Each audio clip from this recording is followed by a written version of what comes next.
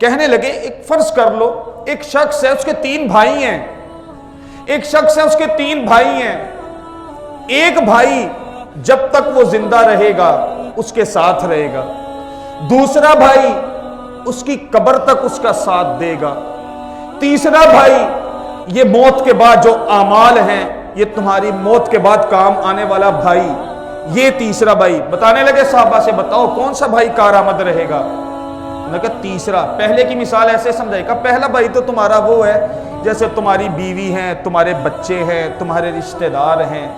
کہنے لگے ایک تمہارا یہ بھائی ہے، جب تک تم صحت مند ہو، ٹھیک ہو، یہ تمہارا ساتھ دیں گے، یہ تمہارے ساتھ کھڑے رہیں گے، لیکن جب تمہیں موت آئے گی اور ایک وہ چیز ہے جو تیرے پاس مال ہے، تیرے پاس دولت ہے، ایک بھائی تیرا وہ ہے، تیرے پاس مال ہے، تیرے پاس دولت ہے، تیرے پاس اپنا گھر ہے، یہ وہ مال ہے جو موت آتے ہی یہ تیرا بھائی تجھ سے جدا ہو جائے گا۔ جو پیسہ ہے، جو گھر ہے، جو گاڑی ہے، یہ موت آتے ہی اس بھائی نے تمہارا ساتھ چھوڑ دینا ہے۔ اولاد کو حرام کھلانے کے لیے، پیٹ پالنے کے لیے حرام کھلا دیتے ہیں، اسی کے لیے یہ دولت کو کیوں جمع کرتے ہیں لوگ؟ بڑے بڑے گھر کیوں بناتے ہیں؟ اچھی گاڑی کیوں بناتے ہیں؟ اچھا گھر کیوں بنا رہے ہیں؟ میری اولاد سکھی رہے، میری اولاد میرے بعد رلے نا، اس لیے یہ پیسہ اکٹھا ہو رہا ہے، اس لیے یہ دولت اکٹھی ہو رہی ہے۔ تو جیسے ہی اس کے جسم سے روح نکلنی ہے نا، تو سب سے پہلے یہ اس کا چھوٹنا ہے بھائی، یہ مال اس کا سب سے پہلے چھوٹ جانا ہے۔ حالانکہ اس کے جسم کے ساتھ جو لباس لگا ہے، یہ لباس بھی اتار لیا جاتا ہے، اس کے ہاتھ میں جو گھڑی ہے نا راڈو کی، یہ بھی اتار لی جائے گی، اس کے ہاتھ میں جو سونے کی انگوٹھی پہنی ہے نا، یہ بھی اتار لی جائے گی۔ کہاں گیا یہ تیرا بھائی؟ یہ تیرا مال کس کام آیا؟ تو نے تو دھوکہ دیا تھا، تو نے تو لوگوں کا مال غصب کر لیا تھا، یہ بھائی تیرا کیوں نہیں کام آ رہا؟ مرتے ہی تیرے جسم سے سب کچھ اتار لیا جائے گا، تیرا گھر بھی گیا، تیری گاڑی بھی گئی، تیرا پیسہ بھی گیا، تیرا بینک بیلنس بھی گیا، کس کام آیا تیرے؟ یہ تیرا بھائی بالکل ناکارہ ہے، یہ تیرے کام نہیں آئے گا۔ دوسرا بھائی کیا؟ تیرے رشتہ دار ہیں، جب تو مرا فوراً فکر لگ جائے گی میت کب اٹھے گی گھر سے، ہاں میت کب اٹھے گی گھر سے؟ ارے میت گھر پہ رکھ دو، بچے ڈر جاتے ہیں 4 گھنٹے بعد، 2-4 گھنٹے نکالو تمہارے بچے ڈرنے لگ جائیں گے۔ آج یہ باپ حرام کھلا رہا ہے نا اولاد کو، اولاد کے لیے اتنا کچھ کر رہے ہیں، میت بن کے گھر پہ پڑاؤ، فکر لگ جائے گی، فٹافٹ میت کو قبر کے حوالے کرو، اس میت کو گھر سے نکالو۔ بیوی کہے گی میرے بچے ڈر رہے ہیں، اس میت کو گھر سے نکالو۔ کوئی رکھ سکتا ہے میت کو زیادہ دیر گھر پہ؟ خوف آنے لگتا ہے۔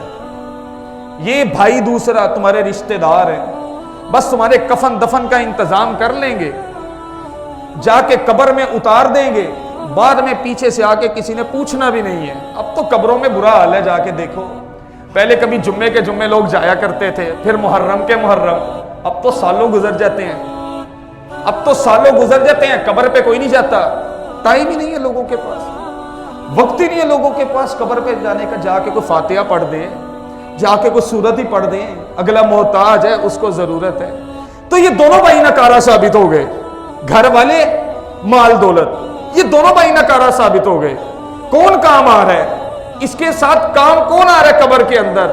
ادھر سے قرآن کھڑا ہو جاتا ہے، ادھر سے نماز کھڑی ہو جاتی ہے، اس کے لیے صدقہ جاریہ، جو اعمال اس نے اچھے کیے وہ اس کے لیے ڈھال بن جائیں گے۔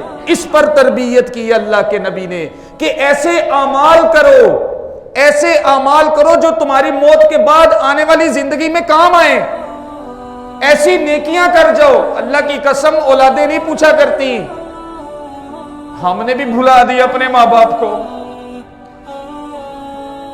ہمیں جنم دینے والے گھر بنا کے چلے گئے، چلتا کاروبار دے گئے، آج دنیا میں ایسے لگے ہیں قبر میں جانے کا وقت ہی نہیں نکلتا۔ میرے باپ نے نہیں دیکھا میرا پیٹ پالنے کے لیے کاروبار کیا، گھر بنایا، سب کچھ کیا، آج میرے کتنے بیٹھے ہوں گے ادھر، بزرگی آ گئی ہے، عمریں بڑھ گئی ہیں، جاتے ہو ماں باپ کی قبر پہ؟ اب وقت ہی نہیں ہے، کس کے پاس آج ٹائم ہے؟ کوئی بھی، ہم نے بھی بھلا دیا۔ یہ دنیا چیز ہی ایسی ہے، یہ دنیا ایسی دھوکے باز ہے، ایسی فریب ہے۔ 2 دن رو رہے ہیں، ماں باپ مر گئے، رو رہے ہیں، चारपाई पे बैठ के, अम्मा मेरा क्या होगा, अब्बा मैं कैसे जीऊंगा, मैं क्या करूंगा, अब्बा तेरे बगैर तो मैं अधूरा था। 3 दिन गुजरती है, वही मस्तियां शुरू, वही कारोबार शुरू, वही दुनियादारी शुरू। कोई पूछने भी नहीं जा रहा कब्र में उसका क्या हाल है। जिसके लिए झूठ बोला, जिसके लिए धोखे दिए, जिसके लिए माल इकट्ठा किया, जिसके लिए लोगों का पेट काटा, जिसके लिए कत्ल कर दिए। अब तो कत्ल हो जाते हैं औलादों के लिए, पेट पालने के लिए लोगों को जिंदा दरगोल कर दिया जाता है, लोगों की गर्दनें अलग कर दी जाती हैं। यही औलाद आज तेरी कब्र पे आने को तैयार नहीं है। कौन सा भाई काम आ रहा है? माल दौलत क्या काम आया? फरिश्तों से लड़ जाएंगे हम।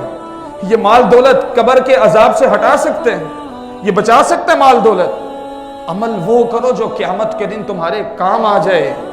अमाल ऐसे कर जो तुम्हारे, देखो मसला ये दुनिया नहीं है, मसला तो आगे आने वाला है, मसला तो आगे आने वाला है।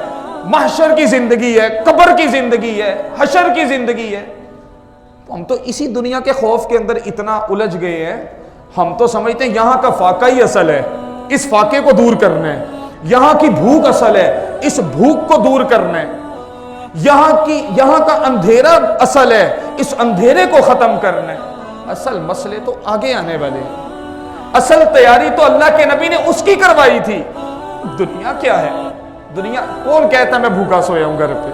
कोई कह सकता है? लॉकडाउन भी लगा था, कैसे कैसे, अभी भी कारोबार कोई नहीं है, सब लोग परेशान है, लेकिन कोई भूखा सोते हैं? किसी को अल्लाह ने रोटी ना खिलाई हो ऐसा है कि 3 दिन मेरे घर पे फाका था, मेरे घर पे चूल्हा नहीं चला? तो तुम्हारा नबी था जिसके घर पे 3-3 महीने चूल्हा नहीं जलता था। तुम्हारा नबी था सिर्फ जिसके घर पे 3-3 चांद, 3 महीने होते थे, 3-3 चांद चूल्हा नहीं चलता था। हमारे तो ये मसला नहीं, मसला आगे आने वाला, बहुत बड़ी हलाकत आगे आने वाली है। तो अल्लाह के नबी तरबियत करते रहे सहाबा की कि देखो अमल आमाल पर तुम्हारी तरबियत, ये अमल कर लेना, कोई मसला पेश आए ये अमल कर, क्योंकि तुम्हारे सामने आखिरत हो, तुम्हारे सामने दुनिया ना हो, तुम्हारे सामने आखिरत हो बस।